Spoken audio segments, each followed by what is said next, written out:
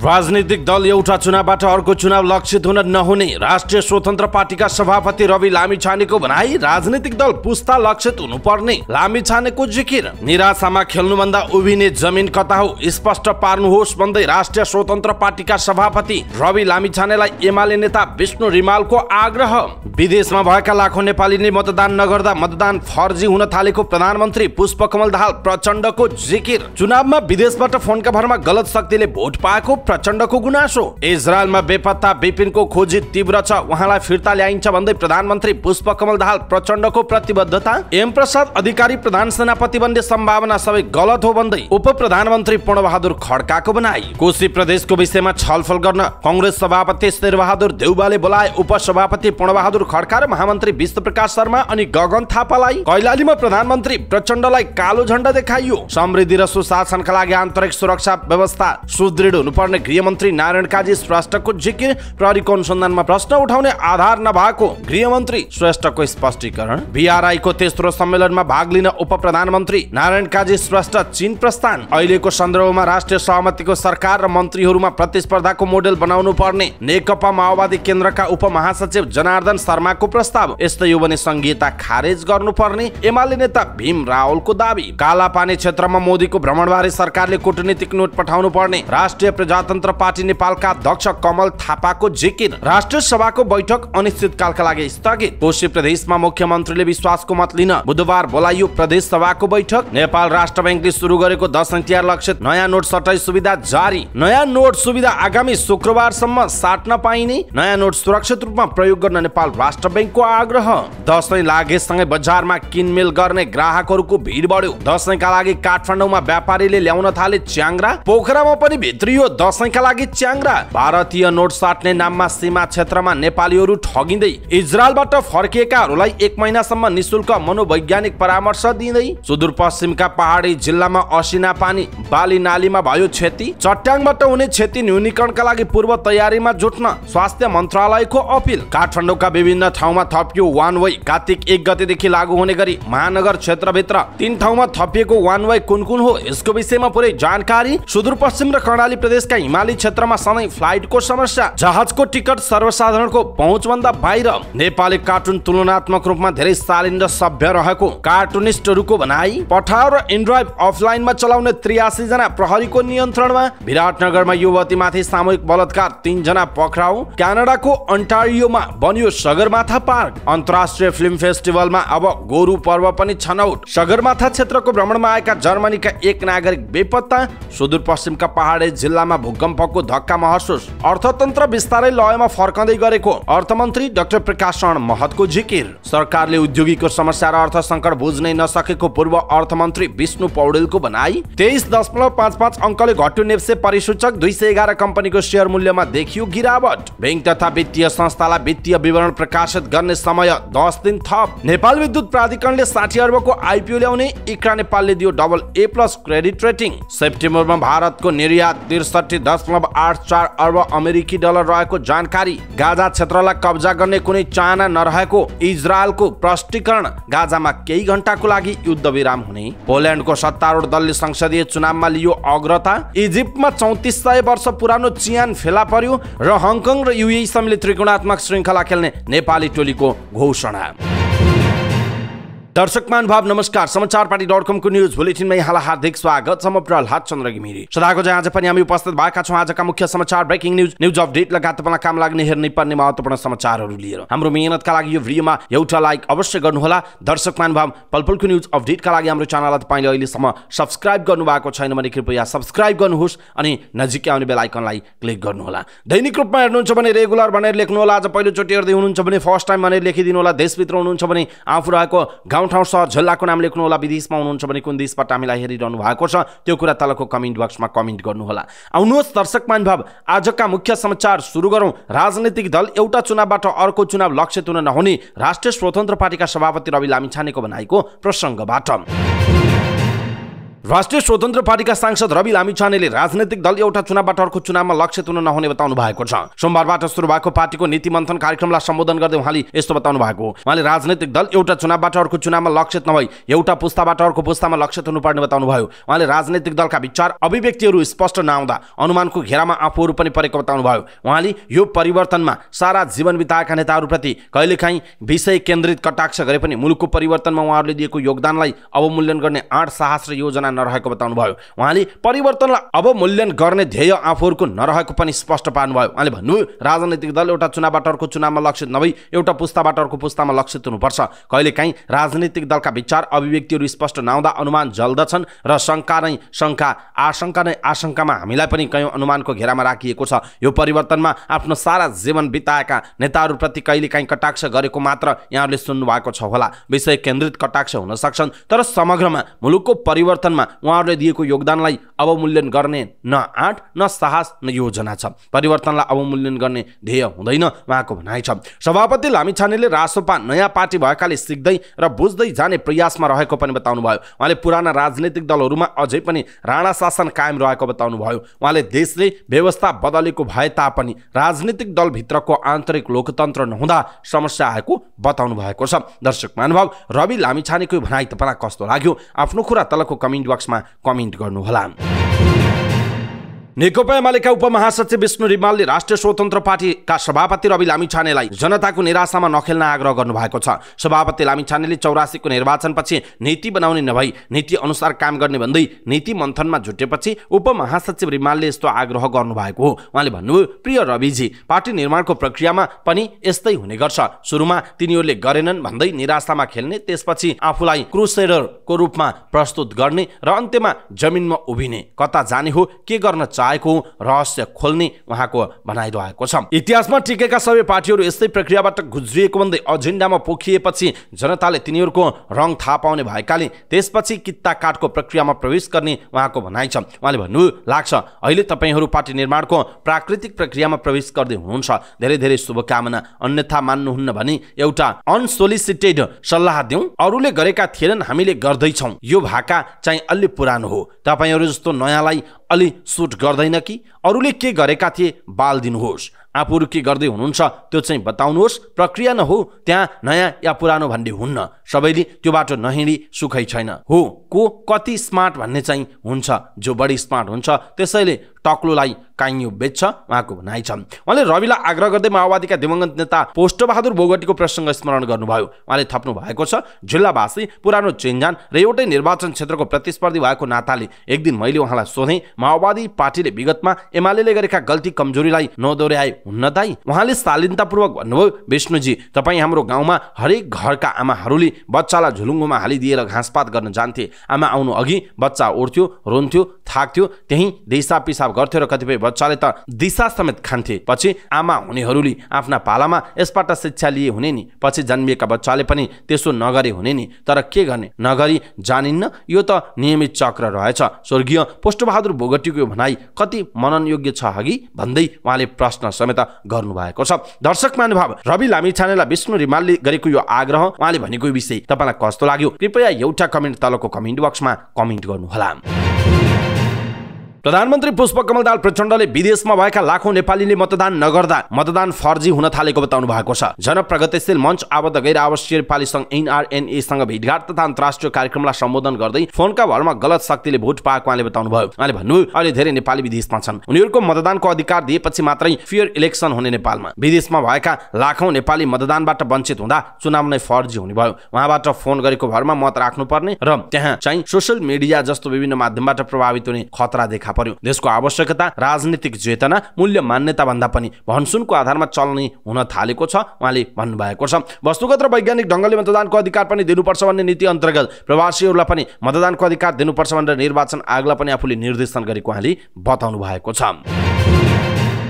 यसैबीच प्रधानमन्त्री पुष्पकमल दाहाल प्रचण्डले इजरायलमा बेपत्ता भएका विपिन जोशीको खोजी कार्य तीव्र रहेको बताउनु भएको छ। कैलालीको चौमाला स्थित गौरी गंगा नगरपालिकाको नवनिर्मित भवन उद्घाटन गर्दै उहाँले इजरायल लगायत वरिपरिका देशमा पनि विपिनको खोजी भइरहेको बताउनु भयो। प्यालेस्टाइन विद्रोही समूह हमासको आक्रमणमा पनि 10 नेपालीको मृत्यु भएको थियो। त्यसक्रममा बेपत्ता भएका कञ्चनपुर भीमदत्त तिनका जोशी अहिलेसम्म सम्पर्कविहीन हुनुहुन्छ। प्रधानमन्त्री प्रचण्डले अहिले इजरायलमा मात्र नभई हमास आबद्ध देशहरूमा पनि खोजी भइरहेको उहाँले बताउनु भयो। वरिपरिका सबै देशहरू र हमाससँग सम्बन्धित देशमा पनि खोजी भइरहेको छ, पहल भइरहेको छ। प्रधानमन्त्री प्रचण्डले भन्नुभयो, मलाई विश्वास छ चाँडै उहाँ फिर्ता हुनुहुनेछ। गौरीगंगा नगरपालिकाको भवन उद्घाटन गरेर प्रधानमन्त्री प्रचण्ड समाजवादी मोर्चाको कार्यक्रममा सहभागी हुन धनगढी जानुभएको हो। उपप्रधान एवं रक्षा मन्त्री पूर्णबहादुर खड्काले नेपाली सेनाका सहायक रथी एमप्रसाद अधिकारीलाई भावी प्रधान सेनापति बनाउने सन्दर्भलाई जोडेर गलत प्रचार गरिएको बताउनु भएको छ। काठमाडौँमा आयोजित पत्रकार महासंघको कार्यक्रमलाई सम्बोधन गर्दै उहाँले यस्तो बताउनु भएको हो। उहाँले उमेर र अवधिले भ्याउँदा एक पटकलाई 3 वर्ष पदावधि थप्ने सैनिक ऐन नियमको व्यवस्था अनुसार मात्र सहायक रथी अधिकारीलाई 3 वर्ष पदावधि थपिएको स्पष्ट पार्नुभयो। उहाँले अधिकारीलाई प्रधान सेनापति बनाउने प्रपञ्च हुँदैछ भन्ने जस्ता भ्रम नछर्न आग्रह गर्नुभयो। उहाँले नियमावली परिमार्जन गरेर अधिकारीलाई प्रधान सेनापति बनाउने कुरा झुट रहेको बताउनु भएको छ।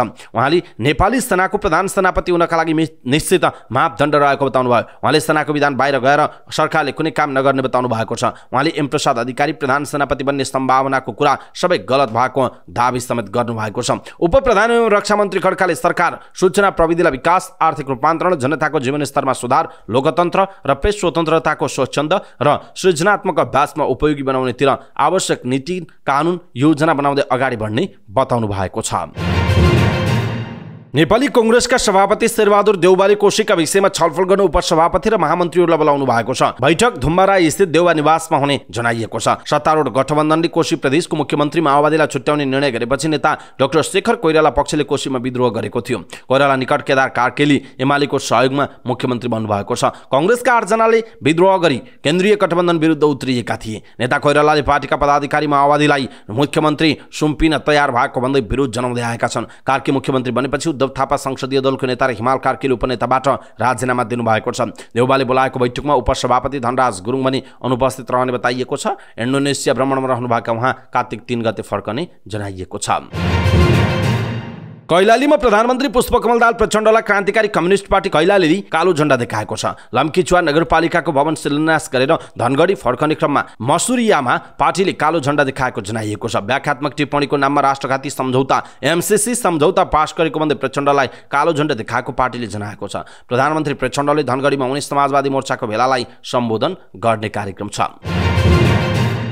उपप्रधानमन्त्री एवं गृहमन्त्री नारायण काजी श्रेष्ठले मुलुकको समृद्धि र सुशासनका लागि आन्तरिक सुरक्षा व्यवस्था सुदृढ हुन जरुरी रहेको बताउनु भयो। मुलुकको आन्तरिक सुरक्षा व्यवस्थाको मियोका रूपमा रहेको नेपाल प्रहरीको भूमिका र कर्तव्य बोधले मात्र समग्र मुलुकको समृद्धि, कानुनी शासन र सुशासनको पूर्ण अनुभूति गर्न सकिने उहाँको भनाइ छ। 68औं प्रहरी दिवसको अवसरमा नेपाल प्रहरी प्रधान कार्यालयमा आयोजित श्रद्धाञ्जली समारोहलाई सम्बोधन गर्दै उपप्रधान एवं गृहमन्त्री श्रेष्ठ यस्तो कुरा बताउनु भएको हो। गृहमन्त्री श्रेष्ठले नागरिकको सुरक्षा सुनिश्चित गर्न चाडपर्व लगायत आफ्नो व्यक्तिगत र पारिवारिक दायित्वलाई थाँती राखी देश र जनताको सुरक्षामा तैनात प्रहरी कर्मचारीहरूको समर्पण भाव हरेक पुस्ता र पिँढीका लागि प्रेरणाको स्रोतको रूपमा रहने उहाँले उल्लेख गर्नुभयो। गृहमन्त्री श्रेष्ठले नयाँ प्रविधिको कारण बढ्दै गएका अपराधका नयाँ शैली विरुद्ध तदारुकता बढाउँदै वर्तमान र भविष्यमा हुन सक्ने अपराधहरूको रोकथाम तथा सफल अनुसन्धान गर्न सक्ने गरी नेपाल प्रहरी हरदम तयार रहनुपर्ने उहाँले उल्लेख गर्नुभयो। निष्पक्ष अनुसन्धानले पीडितलाई न्याय दिलाउनुको साथै राज्यमा दण्डहीनताको अन्त्य हुने बताउँदै गृहमन्त्री श्रेष्ठले भन्नुभयो, प्रहरीको अनुसन्धानमा प्रश्न उठाउने आधार छैन र कुनै स्वार्थ तथा शक्तिको प्रभाव वा दबावमा नपरी निष्पक्ष अनुसन्धान कार्यमा नेपाल प्रहरीले सम्झौता गर्दैन भन्ने मेरो पूर्ण विश्वास रहेको छ उहाँको भनाइ छ। नेपाल प्रहरीको निस्वार्थ सेवा र अटल समर्पण भावलाई अँगाल्दै देश र नागरिक सुरक्षाका क्रममा शहादत प्राप्त अमर प्रहरीका परिवारजनको पीडाका क्षणमा नेपाल सरकार सदैव साथमा रहेको पनि उहाँले बताउनु भएको छ। यसैबीच चीनमा हुने तेस्रो belt and road forum for international cooperation BRF मा सहभागी हुन उपप्रधानमन्त्री नारायण काजी श्रेष्ठ चीन प्रस्थान गर्नुभएको छ। मंगलबार र बुधबार चीनको राजधानी बेइजिङमा हुने BRF मा हरित विकास सम्बन्धी उच्चस्तरीय मञ्चको नीति र प्रगति बारे समेत छलफल हुने बताइएको छ। सो कार्यक्रममा श्रेष्ठले सम्बोधन गर्ने जनाइएको छ। उपप्रधानमन्त्री श्रेष्ठ 7 सदस्यीय टोलीको नेतृत्व गर्दै चीनतर्फ जानुभएको। चीन भ्रमणका क्रममा उहाँले चीनका सार्वजनिक सुरक्षा र आपतकालीन मन्त्री एवं चिनिया कम्युनिस्ट पार्टीका सचिवालय सदस्य वाङ सियाङसीसँग भेटवार्ता गर्नुहुनेछ। सम्मेलनको पहिलो दिन साँझ चिनिया राष्ट्रपति सी जिनपिङले आयोजना गरेको रात्रिभोजमा उपप्रधानमन्त्री एवं गृहमन्त्री श्रेष्ठ सहभागी हुने उहाँको सचिवालयले जनाएको छ। सम्मेलनमा झन्डै 3 दर्जन देशका सरकार प्रमुख तथा राष्ट्राध्यक्षहरूको सहभागिता हुनेछ। चीनले सन् 2017 मा पहिलो पटक र दोस्रो पटक सन् 2019 मा बीआरएफ आयोजना गरेको थियो। Belt and road initiative BRI कार्यान्वयन र प्रगतिबारे समीक्षा गर्ने सम्मेलन आयोजना गरिएको। बीआरआई सडक, पूर्वीय सभ्यताको विकास, देशहरू बीचको सहयोग एवं भाइचारा र पर्यावरण लगायत दिगो विकासमा योगदान पुर्याउने चिनिया पहलको महत्त्वपूर्ण अन्तर्राष्ट्रिय परियोजना हो। भ्रमण टोलीमा गृह मन्त्रालयका सहसचिव तथा प्रवक्ता नारायण प्रसाद भट्टराई, परराष्ट्र मन्त्रालयका सहसचिव अमृत बहादुर राई, विपद तथा जोखिम न्यूनीकरण प्राधिकरणका अनिल पोखरेल लगायतका रहनु भएको छ। नेकपा माओवादी केन्द्रका उपमहासचिव जनार्दन शर्माले सत्ताबाट एक्लै अर्कालाई विस्थापन गर्न हरेक कदमको विरोध गर्ने राजनैतिक संस्कृति रोकेर विकासमा प्रतिस्पर्धा गर्न राष्ट्रिय सहमतिको सरकार उपयुक्त विकल्प हुन सक्ने बताउनु भएको छ। राष्ट्रिय सहमतिको सरकारमा सहभागी मन्त्रीहरूलाई विकास र सेवा प्रवाहका लागि प्रतिस्पर्धा गर्न प्रधानमन्त्रीले प्रेरित गर्नुपर्नेमा उहाँको जोड छ। विगत 2 दिन यता काठमाडौँमा आयोजित 3वटा शुभकामना आदान प्रदान कार्यक्रममा मुख्य राजनैतिक दलहरू सम्मिलित राष्ट्रिय सहमतिको सरकारको आवश्यकतामा जोड दिनुभएका पूर्व मन्त्री शर्माले आइतबार काभ्रेको धुलीखेलमा आयोजित एक कार्यक्रममा मन्त्रीहरूको कार्य सम्पादनमा प्रतिस्पर्धाको मोडल आवश्यक रहेको धारणा व्यक्त गर्नुभयो। त्यसले सेवा र विकासमा जनताको पहुँच सहज हुने भन्दै शर्माले भन्नुभयो, निर्वाचनमा एक्लै अर्कालाई हराएर आफू जित्ने मोडल त छँदैछ, तर देश र जनताको जित हुने संस्कार स्थापित गर्न सरकार गठनमा सहकार्य र मन्त्रीहरूको कार्य सम्पादनमा प्रतिस्पर्धा र प्रतियोगिताको नयाँ मोडल आवश्यक छ उहाँले भन्नुभएको छ। पश्चिमको प्रजातान्त्रिक प्रणाली लागू गरेपछि सुशासन, सेवा प्रवाह र विकासको प्रणाली किन लागू गरिँदैन उहाँले भन्नुभयो। त्यसैले अहिलेको राजनीतिक कोर्सभित्रबाट कसैको पनि एकल बहुमत कम्तीमा 1 दशक सम्भव नरहेकाले सरकार गठन गर्ने र ढाल्ने गरेमा सम्पूर्ण ऊर्जा लगातार खर्च गरिरहनु भन्दा त्यो ऊर्जा जनताको विकास र समृद्धिमा खर्च गर्न सहमति बाटो तय गरौँ उहाँको भनाइ छ। उहाँले अब जनस्तरमा पनि यो बहसको विषय बन्नुपर्ने बताउनु भयो। कोशी प्रदेशको अस्थिरतालाई स्मरण गराउँदै उहाँले हरेक रातहरू सरकार ढाल्ने र हरेक दिन बिहान सरकार गठन गर्ने विषयमा मात्र छलफल र दाउपेचहरू केन्द्रित भएपछि जनताका प्रतिनिधिहरू अनावश्यक ठाउँमा इन्गेज हुने र त्यसले भूगोलका आवाज, विकासका आवश्यकता र वर्तमानका अवसर एवं भविष्यका चुनौतीबारे चिन्तन मनन गरी नीति निर्माण गर्ने समय नदिने उहाँको भनाइरहेको छ।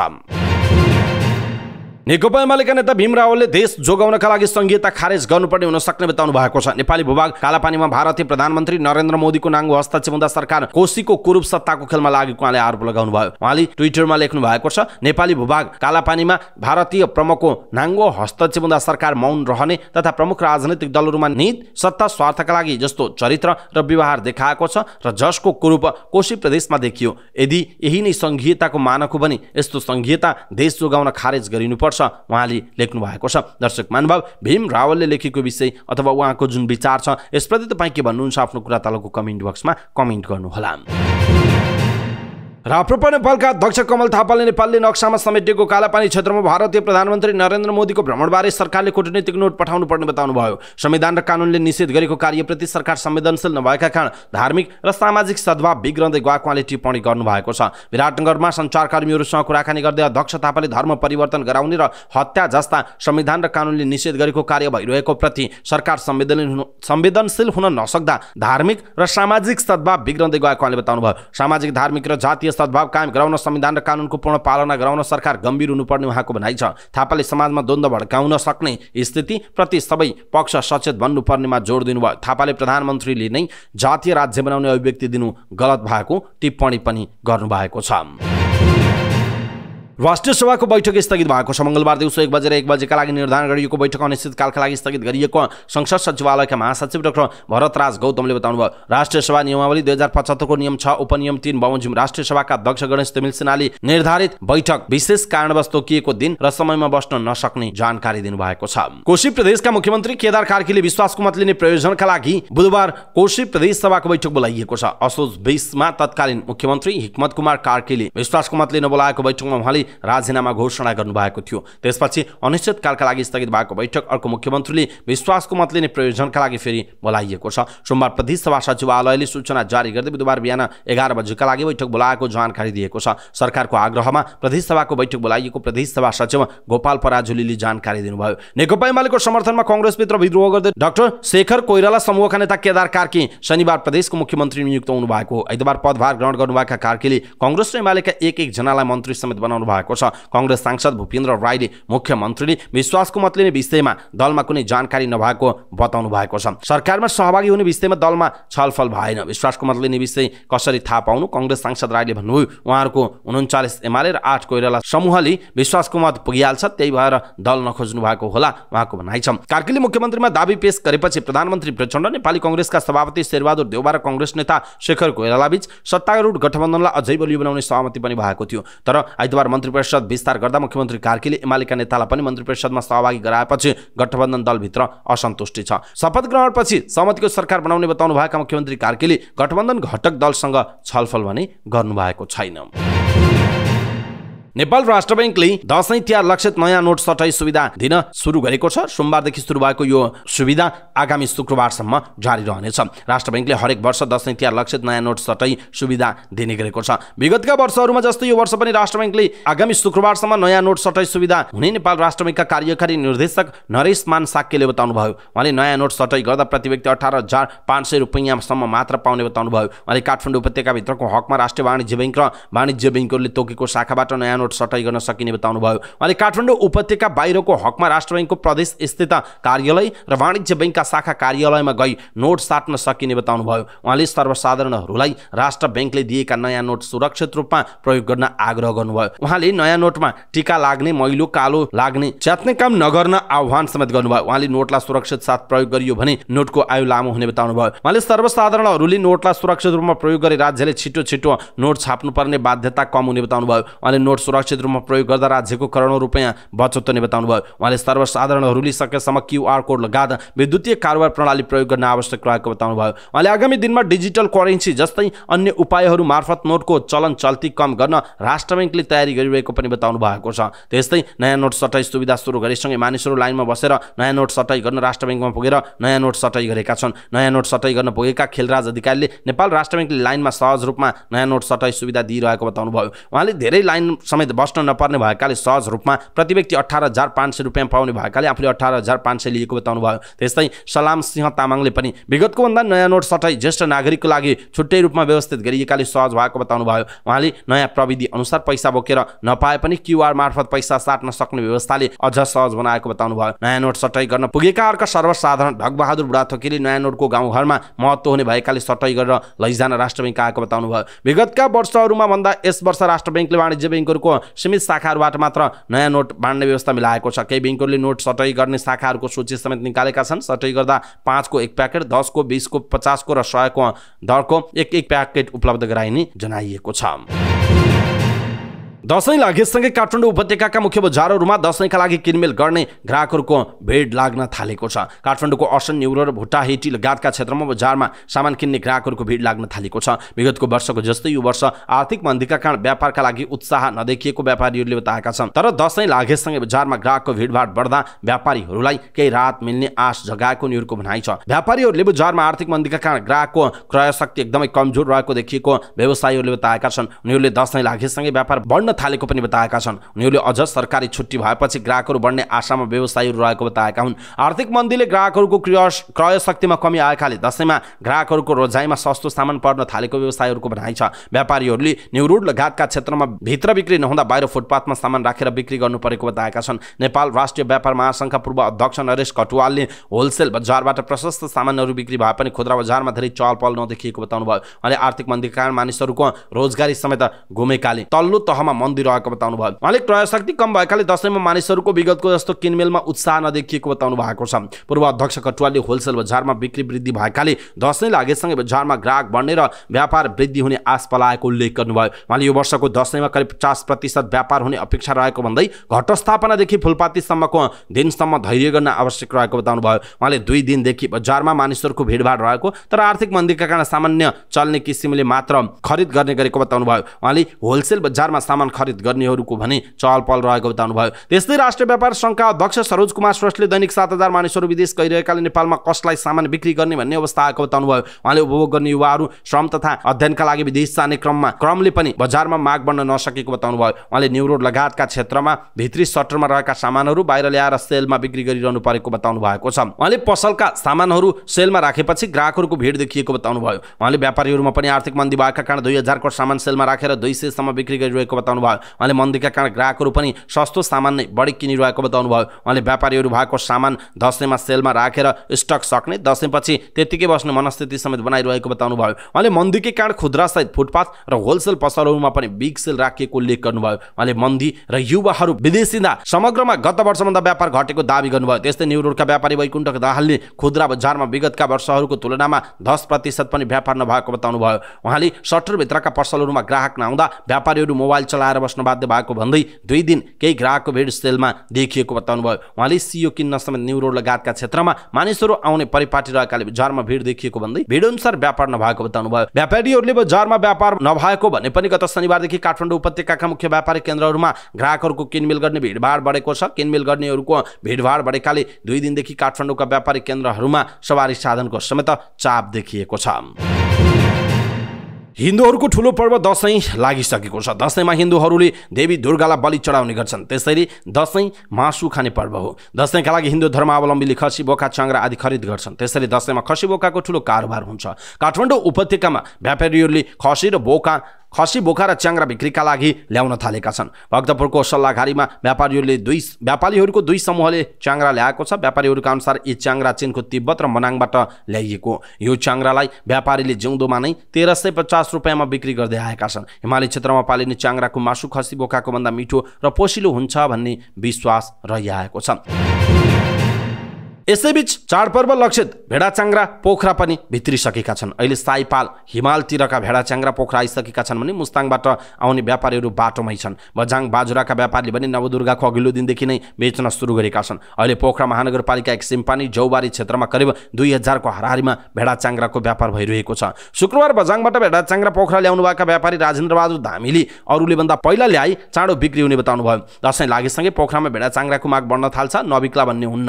व्यापारी धामी भन्नुभयो बरु जति छिटो ल्याउन सक्यो उति धेरै बिक्री हुने र फाइदा मिल्छ भनेर पहिला नै ल्याएको हुँ। 127 च्याङ्ग्रा लिएर आउनुभएका उहाँले 20 वटा बिक्री गरिसकेको सुनाउनुभयो। राजेन्द्र बहादुरले 25,000 देखि 45,000 सम्ममा च्याङ्ग्रा बेचिरहेको बताउनुभयो। रोजेर लैजानेहरूसँग 45,000 सम्म लिने गरेको छु। उहाँले भन्नुभयो घाटा पर्छ कि भन्नेहरूका लागि जिउँदै जोखेर 1 किलोको 880 का दरले हिसाब गरेर बेचेको छु, उहाँको भनाइ छ। अर्का व्यापारी सर्पलाल थापाले रोजा च्याङ्ग्राको मूल्य बढीमा 57,000 सम्म पर्ने बताउनुभयो। उहाँले आफूकोमा 35 देखि 57,000 सम्मका च्याङ्ग्रा रहेको जानकारी दिनुभयो। गोठमा खरिद दर नै 53,000 परेकाले बेच्ने भाउ बढेको उहाँले बताउनुभयो। थापाले भन्नुभयो 1 महिना अघिदेखि जम्मा गर्न पर्यो, पालिकालाई तिर्न पर्यो, अनि ल्याउँदा ट्रक भाडा लाग्यो, हामीलाई पनि अलिकति फाइदा त हुनै पर्यो नि। उहाँले 72 वटा भेडा च्याङ्ग्रा पोखरासम्म ल्याउँदा ट्रक भाडा, ड्राइभरको खाना, खाजा भत्ता तिर्दा 3 दिन 3 रातको 1,50,000 सम्म खर्च भएको बताउनुभयो। दशैंका बेला हिमाली भेगबाट झारिने भेडा च्याङ्ग्रा पछिल्लो समय भाउ बढ्न थालेको पोखरा महानगरपालिका एक सिम्पानीका स्थानीय कृष्णप्रसाद भण्डारीले बताउनुभयो। सुरुमा ल्याउँदा महँगो भने पनि पछि सस्तो हुने उहाँको भनाइ थियो।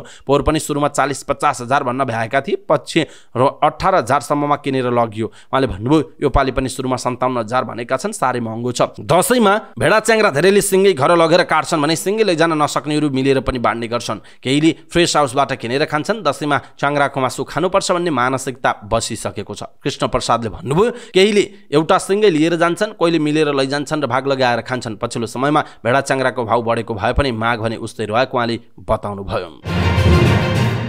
दशैं नजिकिएसँगै सुदूरपश्चिमका सीमा नाकाउँदै भारतबाट धेरै नेपाली घर फर्किरहेका छन्। मजदुरी गर्न भारतका विभिन्न ठाउँमा गएकाहरू दशैं मनाउन फर्कन थालेपछि नाका क्षेत्रमा चहल पहल बढेको छ। कैलालीको गौरी फन्टा, कञ्चनपुरको गड्ढा चौकी, दार्चुलाको जोलजीबी र बैताडीको झुलाघाटबाट स्वदेश फर्कनेको लड्को नै लागेको छ। यी नाकाबाट पछिल्लो 3 हप्तामा 8,000 जना नेपाली स्वदेश फर्किएको स्थानीय प्रशासनले जनाएका छन्। चाडपर्वको समयमा स्वदेश फर्कनेहरूले नाकामा अनेक खालका शास्ति बेहोर्नु पर्ने कुरा नौलो होइन। चेक जाँचका नाममा नेपाली सुरक्षाकर्मी र भारतीय सुरक्षाकर्मीले अनावश्यक दुःख दिँदा नाकामा शास्ति खेप्नुपर्ने बाध्यता नेपाली मजदुरको छ। पछिल्लो समय नेपालमा सरकारले 500 र 1,000 दरको भारतीय नोट प्रतिबन्ध गरेपछि यसको फाइदा सीमावर्ती क्षेत्रका बिचौलियाले लिइरहेका छन्। भारतबाट फर्कने नेपालीले नोट सटैका नाममा 3 देखि 10% सम्म कमिसन दिनु परेको छ। दशैं मनाउन बिहिबार कैलाली फर्किनु भएका लम्कीचुवा नगरपालिका 6 का हरिश खत्रीले पैसा सटैको नाममा बिचौलियाले दुःख दिएको गुनासो गर्नुभयो। खत्रीले आफूसँग भएको 2 लाख भारतीय रुपियाँ सार्दा 20,000 रुपियाँ मागिएको सुनाउनुभयो। सरकारले हामी जस्ता गरिबलाई न आफ्नो देशमा रोजगारी दिन्छ न त अरूको देशमा कमाएको पैसाले ढुक्कसँग बाँच्न दिन्छ। हामी जस्ता मजदुरलाई लुट्नकै लागि भारतीय रुपियाँमाथि प्रतिबन्ध लगाइएको छ, उहाँ आक्रोशित हुँदै भन्नुभयो।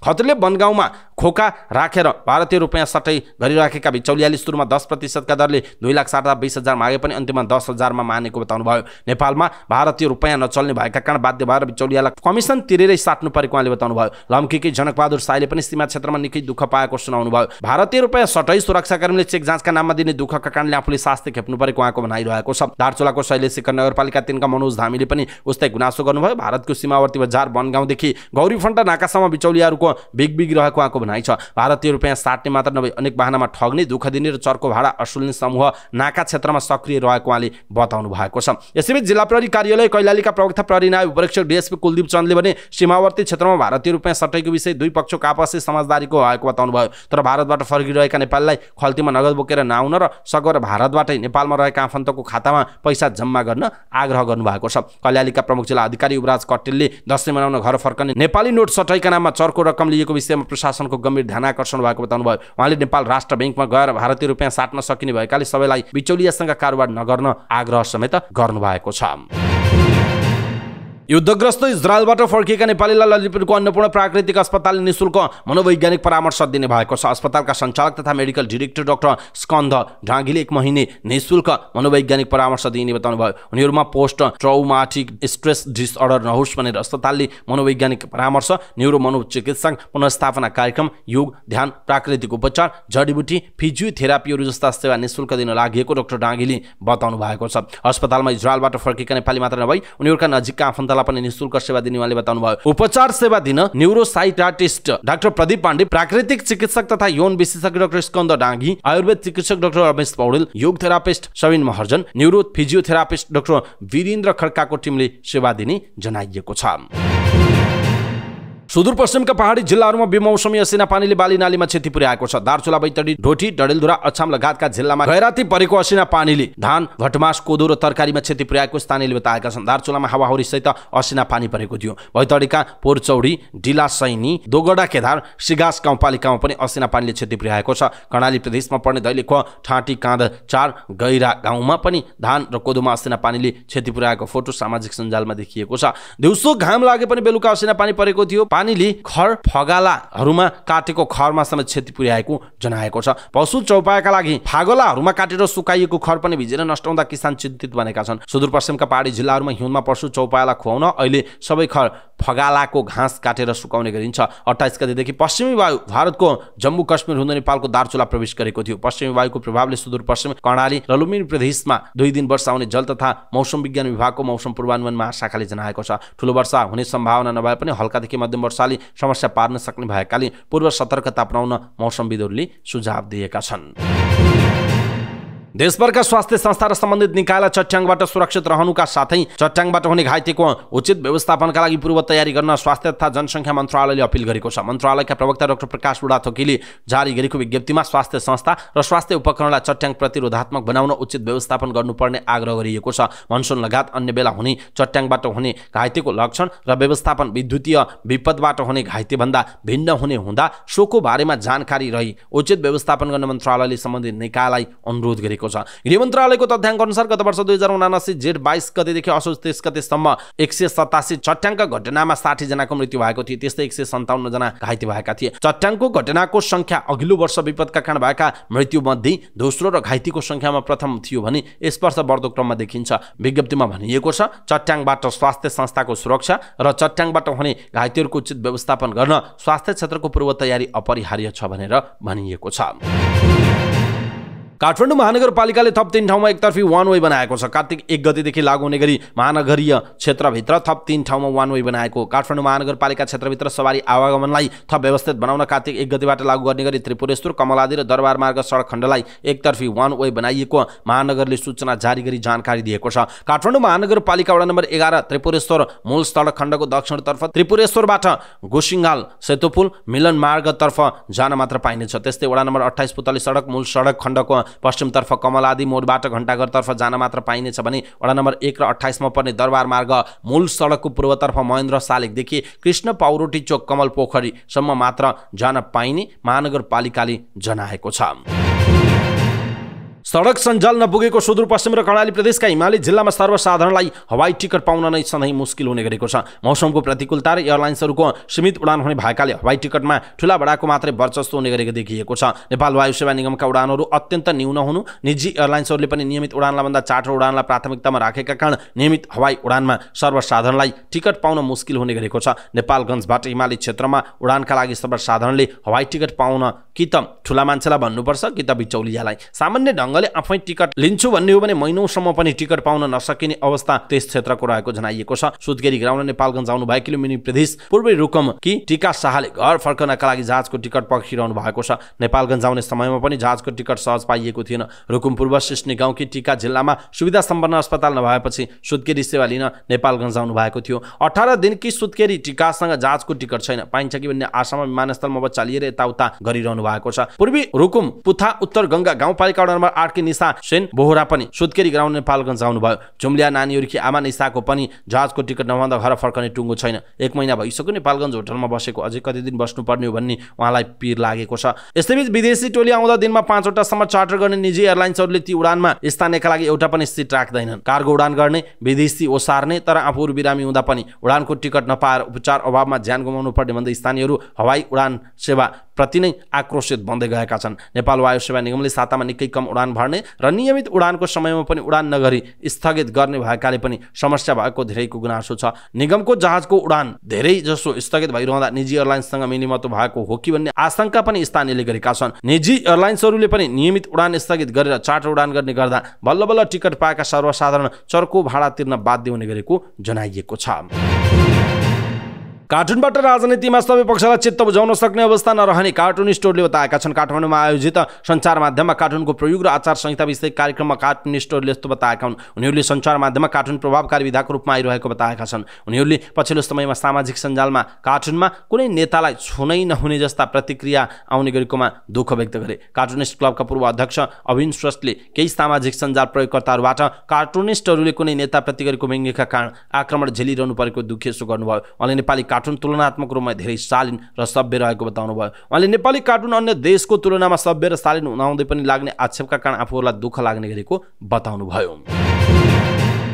अफलाइनमा राइड शेयरिङ कारोबार गरेको आरोपमा प्रहरीले 83 जना मोटरसाइकल चालकलाई पक्राउ गरेको छ। पठाउ र इनड्राइभ सेवाका नाममा काठमाडौँको विभिन्न ठाउँबाट अनाधिकृत रूपमा सर्वसाधारण ओसार प्रसार गर्ने 83 जनालाई पक्राउ गरेको जिल्ला प्रहरी परिसर काठमाडौँले जनाएको छ। विगतमा केही अपराधिक घटनाहरूमा यस्ता सवारी साधनको संलग्नता देखिएको र सुरक्षा संवेदनशीलताको दृष्टिमा पनि अफलाइन राइड शेयर जोखिमपूर्ण रहेको परिसरका सूचना अधिकारी प्रहरी उपरीक्षक कुमोद ढुङ्गेलले बताउनु भयो। उहाँले सर्वसाधारणलाई पनि अफलाइनमा राइड शेयर नगर्न आग्रह गर्नुभएको छ।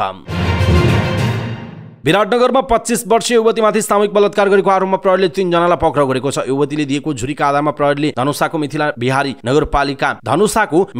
नगरपालिका 11 का 43 वर्षीय टेकबहादुर तामाङ, 20 वर्षीय विनोद चौहान र सिन्धुलीका 16 वर्षीय बालक पक्राउ परेका छन्। तामाङ प्रदेश 204-001 ख 0021 नम्बरको ट्रकका चालक र चौहान सहचालक हुन्। 16 वर्षका बालक पनि सहचालक नै रहेको बुझिएको छ। मोरङ प्रहरीका प्रवक्ता डीएसपी रञ्जन कुमार दालका अनुसार विराटनगर महानगरपालिका 3 मा आइतबार बिहान ट्रक पार्किङ गरेर राखेको स्थानमा महिलाको सामूहिक बलात्कार भएको जनाइएको छ। महिलाले प्रतिकार गरेपछि भेला भएका स्थानीयले प्रहरीलाई खबर गरेपछि लगत्तै प्रहरी पुगेको थियो। प्रहरीले घटनास्थलबाट महिलाको उद्धार गर्दै 3 जनालाई पक्राउ गरेको हो। प्रहरी स्रोतका अनुसार घटनामा संलग्नहरू शनिबार राति ट्रक पार्किङ गरेर खाना खान विराटनगर बस पार्क स्थित होटलमा पुगेका थिए। खाना खाएपछि ट्रक राखेको ठाउँमा फर्कने क्रममा आरोपीहरूले युवती चढेको सफारीमा नै चढेका थिए। घटनापछि आक्रोशित स्थानीयले ट्रकमा तोडफोडको प्रयास गरेका थिए। पक्राउ परेकाहरूलाई करणी सम्बन्धी कसुरमा अनुसन्धानका लागि हिरासतमा राख्न अदालतबाट अनुमति लिएको प्रहरीले जनाएको छ। यसैबीच प्रहरीले लेटाङबाट बालिका कर्ण गरेको आरोपमा 1 जना पुरुषलाई पक्राउ गरेको छ। 16 वर्षीय बालिका बलात्कारको आरोपमा लेटाङ नगरपालिका 10 का 30 वर्षीय कृष्ण बहादुर मगरलाई पक्राउ गरेको जनाइएको छ। प्रारम्भिक अनुसन्धानबाट मगरले पटक पटक बालिकालाई बलात्कार गरेको खुलासा भएको प्रहरीले जनाएको छ। प्रहरीका अनुसार बालिकाको 6 महिनाको गर्भ समेत रहेको जनाइएको छ। क्यानाडाको ओन्टारियो प्रान्तमा रहेको ब्राम्पटन शहरमा अवस्थित एक पार्कलाई सगरमाथा पार्क नामाकरण गरिएको छ। नेपालीहरूको समेत बाक्लो बसाइरहेको उक्त क्षेत्रमा शनिबार एक कार्यक्रमका बीच पार्कको नामाकरण गरिएको हो। फ्लावर सिटीको रूपमा परिचित सहर ब्राम्पटनको चेरी ट्री ड्राइभमा अवस्थित उक्त पार्कलाई नेपालसँग जोड्न पाउँदा खुसी लागेको नेप्लिज कम्युनिटी नेटवर्क अफ क्यानाडाका अध्यक्ष नरबहादुर छेत्रीले बताउनुभयो। यहाँको सिटी काउन्सिलले सगरमाथा पार्क नामाकरण गरेको छ। पार्कमा पुग्दा पनि नेपालमै पुगे जस्तो लाग्छ। उहाँले विगत विगतलाई स्मरण गर्दै भन्नुभयो, हामीले गत जनवरीमा यस क्षेत्रका मेयरलाई भेटेर नै पार्कको नाम सगरमाथा पार्क राख्न अनुरोध गरेका थियौँ। अन्ततः हाम्रो प्रस्तावको अनुमोदन भएको छ, उहाँको भनाइरहेको छ।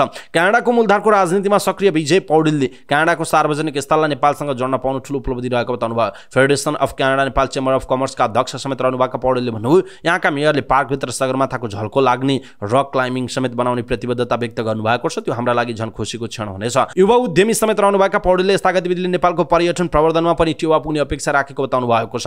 यसैबीच सिटी अफ ब्राम्पटनले पनि सगरमाथा पार्क नामाकरण भएकोमा खुसी व्यक्त गर्दै उक्त परियोजना सफल पार्नमा नेपाली समुदायले खेलेको भूमिकाको प्रशंसा गरेको छ। नुवाकोटको तारुकामा हरेक वर्ष माघे संक्रान्तिमा आयोजना हुने गोरु जुधाउने मेलामाथि निर्मित वृत्तचित्र गोरु पर्व दक्षिण कोरियामा हुन लागेको अपुर्या अन्तर्राष्ट्रिय भिलेज फिल्म फेस्टिभलमा छानिएको छ। भुसानमा आगामी कार्तिकको 16 देखि 20 गतेसम्म चल्ने महोत्सवमा पुरु लम्सालको लेखन तथा निर्देशनमा रहेको उक्त वृत्तचित्र नेपालबाट छनौट भएको। यो सँगै विभिन्न देशका 10 चलचित्र महोत्सवमा छनौट भएका छन्। सिनेमेकर्स प्रालीको ब्यानरमा निर्मित वृत्तचित्रका निर्माता निरञ्जन सिगदेल शर्मा, छायाङ्कनमा रमेश तमला र ज्योति सिंह तथा सम्पादकमा लभ प्याकुरेल हुनुहुन्छ। राजेन्द्र बजुगाईको पार्श्व संगीत र सुशील ठकुरीको पार्श्व गायन रहेको गोरु पर्वले 2 अन्तर्राष्ट्रिय सम्मान पनि प्राप्त गरिसकेको छ। जात्रा माघे संक्रान्तिकै दिन आयोजना हुने र त्यससँग सम्बन्धित विभिन्न संस्कृति जोडिएकाले यसलाई सांस्कृतिक पर्यटन प्रवर्धन गर्ने उद्देश्यले वृत्तचित्र निर्माण गरिएको कार्यकारी निर्माता तथा सिनेमेकर्सका प्रबन्ध निर्देशक केपी पाठकले जानकारी दिनुभएको छ। गोरु जुधाउने जात्रा हाम्रो मौलिक संस्कृति हो। यसलाई अन्तर्राष्ट्रियकरण गर्ने प्रयास मात्र हामीले गरेका हौं। हाम्रा हरेक पर्व र संस्कृतिको अन्तर्राष्ट्रिय स्तरमा प्रचार गर्न सकेमा देशलाई चिनाउन सकिन्छ, लेखक तथा निर्देशक लम्सालले भन्नुभएको छ। सोलुखुम्बु गोठ सगरमाथा क्षेत्र भ्रमणमा आएका जर्मनीका एक नागरिक बेपत्ता भएका छन्। 76 वर्षका डाक्टर साखर गम 5 दिनदेखि हराइरहेको जिल्ला प्रहरी कार्यालय सोलुखुम्बुले जनाएको छ। काठमाडौँबाट लुक्ला ओर्लिएका जर्मन नागरिक त्यसपछि सम्पर्कमा नआएको भन्ने परिवारको सूचनाका आधारमा खोजी भइरहेको प्रहरीले जनाएको छ। गम एक्लै सोलुखुम्बु भ्रमणमा गएका उहाँको परिवारले बताएको छ।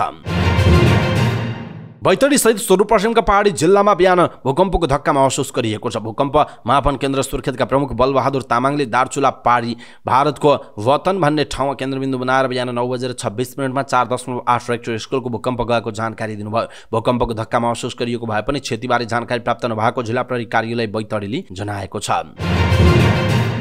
अर्थमन्त्री डाक्टर प्रकाश शरण महतले अर्थतन्त्र बिस्तारै लयमा फर्किरहेको बताउनुभयो। सोमबार महिला आर्थिक पत्रकार संघको औपचारिक उद्घाटन कार्यक्रमलाई सम्बोधन गर्दै उहाँले यस्तो बताउनुभयो। उहाँले अहिले समग्र देशमा अनेकन समस्याहरू रहेको भन्दै सबैले आफ्नो स्थानबाट सकारात्मक पहल गर्न आग्रह समेत गर्नुभयो। उहाँले अर्थतन्त्रमा सकारात्मक सुधार देखिएको उल्लेख गर्नुभयो। उहाँले अर्थ मन्त्रालय र सरकार मात्रैले अर्थतन्त्रलाई लयमा ल्याउन नसक्ने भन्दै यसका लागि सबै पक्षहरू एकजुट भएर लाग्नुपर्ने बताउनुभयो। मन्त्री महतले अर्थतन्त्र राम्रो बनाउन सरकारले पहल गरिरहेको पनि बताउनु भएको छ। नेकपा एमालेका उपाध्यक्ष तथा पूर्व अर्थमन्त्री विष्णु पौडेलले सरकारले उद्योगी व्यवसायको समस्या र अहिलेको अर्थ सङ्कट बुझ्नै नसकेको बताउनुभयो। सत्ता टिकाउन जस्तो सुकै सम्झौता गर्ने तर कार्यान्वयनमा ध्यान नदिने प्रवृत्तिले थप सङ्कट आइलागेको बताउँदै उहाँले पछिल्लो चिरकटो सम्झौता त्यसैको उदाहरण भएको बताउनुभयो। रूपन्देही उद्योग सङ्घको 45औं साधारण सभा तथा 23औं अधिवेशनको भुटबलमा उद्घाटन गर्दै उहाँले राष्ट्रको अर्थतन्त्र भयावह हुँदा पनि त्यसतर्फ सोच्ने सरकारलाई फुर्सद नभएको बताउनु भएको छ। जनता र राष्ट्रका समस्या समाधान गर्न नसक्ने गठबन्धन सरकारको कुनै अर्थ नरहेको उहाँले टिप्पणी गर्नुभयो। देशको अर्थतन्त्र मन्दीको अवस्थामा पुग्दा समेत सरकारले स्वीकार गर्न अझै नसकेको उहाँले बताउनु भएको छ। सरकारको नीति र कार्यशैलीप्रति कुनै पनि उद्योगी सन्तुष्ट हुने अवस्था नभएको पूर्व अर्थमन्त्री समेत रहनुभएका पौडेलले बताउनुभयो। उद्योगी र व्यवसायीहरूको टाउकोमा घँगेरुको लाठी वर्षाएको उहाँले टिप्पणी गर्नुभयो, जसले गर्दा पुँजी बजार पलायन हुँदै गएको बताउँदै उपाध्यक्ष पौडेलले भएका उद्योगी पनि बन्द हुने अवस्था सृजना हुँदै गएको प्रति आपत्ति जनाउनु भयो। उद्योगहरूले आफ्नो क्षमताको 50% उत्पादन गर्न समेत नसकेको उहाँले बताउनु भएको छ। शेयर बजारमा दोहोरो अङ्कको गिरावट भएको छ। सोमबार बजार परिसूचक नेप्से 23.55 अङ्कले गिरावट हुँदा 1851.04 को बिन्दुमा बन्द भएको छ। नेपाल राष्ट्र बैंकले मार्जिन प्रकृतिको शेयर धितो कर्जाको 12 करोडको सीमा बढाए पनि त्यस यता शेयर बजार भने लगातार घटिरहेको छ। सोमबार नेप्सेमा सबै उपसूचकमा गिरावट भएको छ। जीवन बीमा उपसूचक 2.09% ले गिरावट हुँदा होटल तथा पर्यटन उपसूचक 2.04% र हाइड्रोपावर उपसूचक 2.02% ले गिरावट भएको छ। बैंकिङ प्रणालीमा तरलता लगातार बढे पनि ब्याज दर घट्नुमा लगानीकर्ता विश्वस्त नहुँदा बजारमा लगातार गिरावट देखिएको जनाइएको छ। दशैं नजिकिँदै गर्दा नेप्सेसँगै कारोबारमा पनि गिरावट आएको छ। गत बिहिबार 1 अर्ब 70 करोडको कारोबार भएको बजारमा सोमबार कारोबार रकम घटेर 1 अर्ब 25 करोड 33 लाखमा सीमित भएको छ। सोमबार नेप्सेमा कुल 69,832 वटा कारोबारमा 48,37,893 किता सूचीकृत धितोपत्र किनेबिच हुँदा उक्त रकमको कारोबार भएको हो। सोमबार कारोबार भएका मध्ये प्रभु बैंकको संस्थापक शेयर सर्वाधिक 6 करोड 25 लाख रुपैयाँको कारोबार हुँदा हाथवे इन्भेस्टमेन्ट कंपनीको 6 करोड 27 लाख र सिटिजन्स लाइफ इन्स्योरेन्सको 3 करोड 67 लाखको कारोबार भएको जनाइएको छ। सोमबार नेप्सेमा कुल 236 सूचीकृत कंपनीको शेयर कारोबार भएको छ, जसमध्ये 211 कंपनीको शेयर मूल्यमा गिरावट हुँदा 22 कंपनीको शेयर मूल्य बढेको छ। 3 कंपनीको शेयर मूल्य पनि स्थिर रहेको छ। सोमबार सिद्धार्थ प्रिमियर इन्स्योरेन्सको शेयर मूल्य सर्वाधिक 7.87% ले वृद्धि हुँदा सिद्धार्थ इन्भेस्टमेन्ट ग्रोथ स्किम 2 को इकाइ मूल्य 7.31% र सुपरमाई हाइड्रो पावरको शेयर मूल्य 4.04% ले वृद्धि भएको छ। कालिन्चोक दर्शनको शेयर मूल्य 3.97% ले बढेको छ। सयपत्री हाइड्रो पावर र हाथवे इन्भेस्टमेन्ट कंपनीको शेयर मूल्य 10% ले गिरावट भएर नकारात्मक सर्किट मूल्यमा बन्द हुँदा नबिल ब्यालेन्स फन्ड 2 को इकाइ मूल्य 9.31% ले गिरावट भएको जनाइएको छ। नेपाल राष्ट्र बैंकले बैंक वित्तीय संस्था र पूर्वाधार बैंकहरूलाई चालू आर्थिक वर्षको प्रथम त्रैमासिकको अन्तरिम वित्तीय विवरण प्रकाशित गर्ने म्याद थप गरेको छ। नेपाल राष्ट्र बैंकले सूचना जारी गर्दै चालू आर्थिक वर्षको पहिलो त्रैमासिकको अन्तिम वित्तीय प्रतिवेदन प्रकाशनका लागि 10 दिनको समय थप गरेको हो। त्रैमास सकिएको 7 दिनभित्र अन्तरिम वित्तीय प्रतिवेदन तोकिएको ढाँचामा प्रकाशित गर्नुपर्नेमा आर्थिक वर्ष 2080-81 को पहिलो त्रैमासका लागि अन्तरिम वित्तीय प्रतिवेदन प्रकाशन गर्न 17 कार्तिक 2080 सम्म समयावधि थप गरिएको नेपाल राष्ट्र बैंकले जनाएको छ। प्रिमियम मूल्यमा आइपिओ निष्कासन गर्ने तयारीमा जुटेको नेपाल विद्युत प्राधिकरणले नेपाल विद्युत AA+ क्रेडिट रेटिङ पाएको छ। इक्रा नेपालले प्राधिकरणको क्रेडिट रेटिङ गरी इक्रा एनपी AA+ रेटिङ प्रदान गरेको छ। AA+ रेटिङ प्राप्त गर्ने संस्थाको आफ्नो वित्तीय तथा आर्थिक दायित्व समयमै वहन गर्न सक्ने उच्च क्षमता सुरक्षित रहन्छ। AA+ रेटिङ पाउने संस्थासँगको वित्तीय कारोबारमा ज्यादै न्यून ऋण भुक्तानी जोखिम हुन्छ। प्राधिकरणले अघिल्लो वर्ष पनि सोही रेटिङ पाएको थियो। इक्रा नेपालले प्राधिकरणको वित्तीय अवस्था, सम्पत्ति, व्यावसायिक तथा वित्तीय जोखिमहरू विश्लेषण, व्यवस्थापकीय क्षमता, सञ्चालन प्रभावकारिता, प्रभाव पार्ने आन्तरिक तथा बाह्य वातावरणीय तत्त्वहरू लगायतको विश्लेषण गरेको थियो। सोही विश्लेषणका आधारमा प्राधिकरणले क्रेडिट रेटिङ गरिएको छ। क्रेडिट रेटिङ मार्फत कुनै व्यक्ति वा सङ्गठित संस्थाको साखको गुणस्तर सम्बन्धमा मूल्याङ्कन गर्ने तथा राय प्रकट गर्ने काम गरिन्छ। यसमा संस्थाको ऋण दायित्व भुक्तान गर्ने क्षमताका सम्बन्धमा निहित जोखिमबारे सरल र बुझ्न सकिने साङ्केतिक सूचकका रूपमा राय दिने जनाइएको छ। प्राधिकरणले तेस्रो वित्तीय पुनर्संरचना गरी नेपाल विद्युत प्राधिकरण 2041 मा उन्जिम संस्थाको शेयर सर्वसाधारणमा जारी गर्ने प्रस्ताव अर्थ मन्त्रालयमा पेश गरेको छ। प्राधिकरणको चुक्ता पुँजी करिब 3 खर्ब रुपैयाँ कायम गरिएको र त्यसको 10% सार्वजनिक निष्कासन गर्ने तयारी गरेको। उक्त सार्वजनिक निष्कासनबाट प्रिमियम सहित करिब 60 अर्ब रुपैयाँ बराबरको स्रोत सङ्कलन गर्ने प्रस्ताव प्राधिकरणले गरेको छ। प्राधिकरणको शेयरको प्रतिकिता किताबी मूल्य करिब 125 रुपैयाँ कायम गर्ने र त्यसमा त्यति नै रकम प्रिमियम थप गरी शेयर निष्कासनको प्रस्ताव गरिएको प्राधिकरणले जनाएको छ। विद्युत उत्पादन, प्रसारण र वितरणलाई सक्षम, भरपर्दो र सर्वसुलभ गरी विद्युत आपूर्तिको समुचित व्यवस्था गर्न सरकारको पूर्ण स्वामित्वमा प्राधिकरण स्थापना गरिएको। प्राधिकरणले देशभित्र विद्युत उत्पादन, प्रसारण र वितरणका अतिरिक्त आन्तरिक तथा सीमापार विद्युत व्यापार पनि गरिरहेको छ। सेप्टेम्बरमा भारतको समग्र निर्यात 63.84 अर्ब अमेरिकी डलर रहेको संघीय वाणिज्य तथा उद्योग मन्त्रालयले जनाएको छ। यो संख्या 1 वर्ष अघि 64.61 बिलियन अमेरिकी डलरसँग तुलना गरिएको। मन्त्रालयका अनुसार सेप्टेम्बरमा समग्र आयात 68 अर्ब 75 करोड अमेरिकी डलर थियो। मन्त्रालयले अप्रिल सेप्टेम्बरमा समग्र निर्यात 2.97% ले घटेको जनाएको छ। यस्तै अप्रिलबाट सेप्टेम्बरसम्म समग्रमा आयात अघिल्लो वर्षको तुलनामा 10.14% ले घटेको छ। भारतको व्यापार घाटा अप्रिल र सेप्टेम्बरमा उल्लेख्य गिरावट आएको जनाइएको छ। इजरायलले गाजा क्षेत्रलाई कब्जा गर्ने कुनै चाहना नभएको जनाएको छ। संयुक्त राज्य अमेरिका तथा संयुक्त राष्ट्र सङ्घका लागि इजरायली राजदूत जिलाड अर्डनले अहिले आफूहरू आफ्नो नागरिकको सुरक्षाका लागि मात्र लडिरहेको बताउनु भएको छ। यस्तै उहाँले प्यालेस्टाइनी विद्रोही समूह हमासलाई समाप्त पार्नु आफूहरूको उद्देश्य रहेको बताउनु भएको CNN ले जनाएको छ। हमासलाई समाप्त पार्न जे गर्न पनि पछाडि नपर्ने उहाँको भनाइ छ। हमासमाथिको आक्रमणपछि गाजा क्षेत्रमा कसको शासन चल्छ भन्ने प्रश्नमा उहाँले युद्धपछिको कुरा आफूले अहिले भन्न नसक्ने बताएको खबरमा उल्लेख छ। यसअघि अमेरिकी राष्ट्रपति जो बाइडेनले गाजा क्षेत्रलाई कब्जामा लिए त्यो इजरायलका लागि गलत हुने प्रतिक्रिया दिनुभएको थियो। उहाँको यो अभिव्यक्तिपछि इजरायलको प्रतिक्रिया आएको। इजरायली आक्रमणले प्यालेस्टाइनको गाजा क्षेत्रमा मानवीय सङ्कट हुन थालेको छ। इन्धन अभावले उत्तरी गाजाका अस्पताल बन्द हुने अवस्थामा पुगेका छन्। पछिल्लो 48 घण्टामा उत्तरी गाजाका 11 लाख मध्ये 5 लाखभन्दा धेरै आफ्नो थाकथलो छोडेर पलायन भएको जनाइएको छ। यसैबीच अमेरिका, इजरायल र इजिप्ट दक्षिणी गाजामा केही घण्टाका लागि युद्धविराम गर्न तयार भएका छन्। समाचार संस्था रोयटर्सका अनुसार युद्धविरामको समयमा इजिप्टसँगको नाका खुल्ला गरिनेछ, तर हमासले भने युद्धविरामका बारेमा आफूलाई कुनै जानकारी नभएको बताएको रोयटर्सले नै जनाएको छ। सीमानाका खुल्ला गर्नका लागि अन्तर्राष्ट्रिय सहायता एजेन्सीले इजिप्टमाथि दबाब दिँदै आएको थियो। अमेरिकाले शनिबार मात्रै गाजामा रहेका आफ्नो नागरिकलाई सीमानाका खुल्ला गर्न लागेको भन्दै तयार रहन र सीमा नजिक जान निर्देशन दिएको थियो। नाका खुल्ला भएमा गाजामा रहेका अन्य देशको नागरिकता भएका व्यक्तिहरू निस्कन पाउनेछन्। यस्तै गाजामा राहत सामग्री र राहत कर्मी प्रवेश गर्न पाउने जनाइएको छ।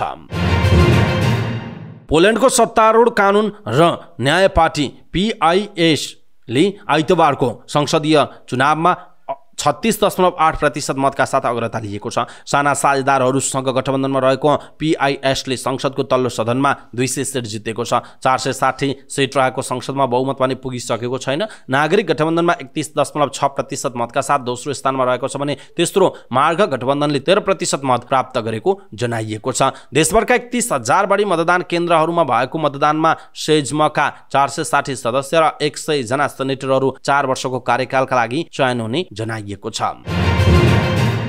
दक्षिण इजिप्टको मिन्यामा 3400 वर्ष पुरानो चिहान फेला परेको छ। इजिप्टको पुरातात्विक मिसनले चिहान फेला पारेको जनाएको छ। अहिले पनि खोजी कार्य जारी रहेको बताइएको छ। यस क्षेत्र पहिला पुरानो राज्य, मध्यवर्ती अवधि र मध्य राज्यसँग सम्बन्धित रहेको बताइएको छ। फेला पारिएका चिहान मध्ये एउटा पूर्ण रूपमा सुरक्षित रहेको बताइएको छ। यो 16 देखि 18 मिटर लामो रहेको जनाइएको छ।